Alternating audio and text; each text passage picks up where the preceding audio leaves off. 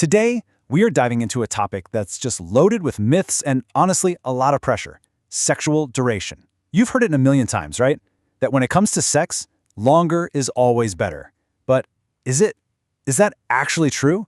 We're going to look at the real data, the actual physiology, and figure out why focusing on the clock might be missing the entire point. So, here's how we're going to break it all down. First, we'll talk about why lasting longer is such a common goal in the first place. Then, we'll get into some pretty surprising data about timelines. After that, we'll see why it's really not about the clock. We'll also unpack where all this pressure to perform comes from. And finally, we'll shift our focus to what really leads to satisfaction. All right, let's kick things off by digging into this goal, because it really all starts with a fundamental question about what partners are actually looking for in sex. This question really gets to the heart of it. It feels like there's this huge disconnect in what people are prioritizing. A lot of men have been taught to focus on endurance, on making sex last as long as possible, because they believe that's the #1 way to satisfy their partner. But is that what women actually want? Let's see what the data says. Okay, so to answer that question, we have to look at the hard numbers. And honestly, the data around sexual timelines might completely change the way you think about this. First things first, it's so important to understand that when we talk about time to orgasm, we're measuring two slightly different things.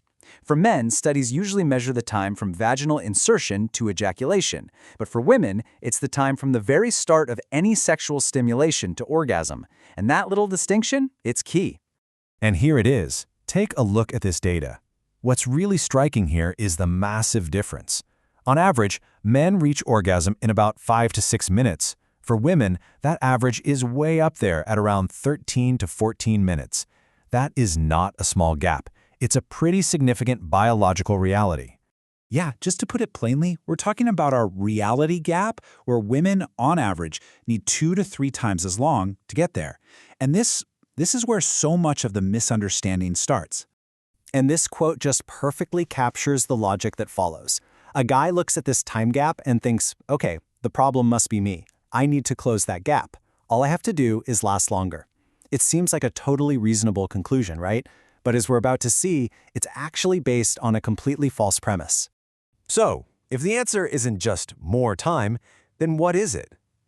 Well, this is where we get to the heart of the matter, because it all comes down to the fundamental physiology of pleasure.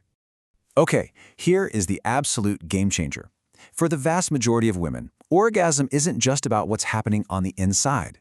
It is primarily driven by clitoral stimulation. And for a lot of women, vaginal insertion all by itself just doesn't provide enough of that specific kind of stimulation. And the numbers? Well, the numbers back this up in a huge way. I mean, look at this chart. Study after study shows that around 75%, some even say closer to 80% of women require direct clitoral stimulation to orgasm. Only a small minority can get there from penetration alone.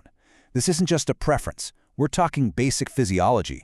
So the logical takeaway here is pretty simple, right? If the main thing that leads to orgasm isn't being activated, just doing it for longer isn't going to magically change the outcome. It's kind of like trying to start a car by yanking on the steering wheel instead of just turning the key.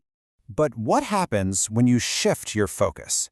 When you stop thinking about the quantity of time and start thinking about the quality and type of stimulation? Well, then the whole equation changes. With an approach that actually understands your partner's body, 10 minutes can be absolutely amazing for everyone. But what about the flip side? What if you ignore all this and just keep pushing for more and more time? The result isn't just, ineffective. It can actually become a really negative experience. 30 minutes of the wrong kind of stimulation isn't an achievement. It can be exhausting, uncomfortable, and frankly, just painful. And here's exactly why. Pushing for duration without thinking about the physical reality can lead to some very real problems. We're talking about excessive friction, not enough natural lubrication, just plain old physical fatigue for both people, and genuine discomfort. Longer is definitely not better if it hurts. So you might be thinking, okay, if the science is this clear, why on earth is this longer is better myth so everywhere? Well, let's jump into our next section and look at how our culture keeps this flawed idea alive. Yeah, this pressure, it doesn't just come from nowhere.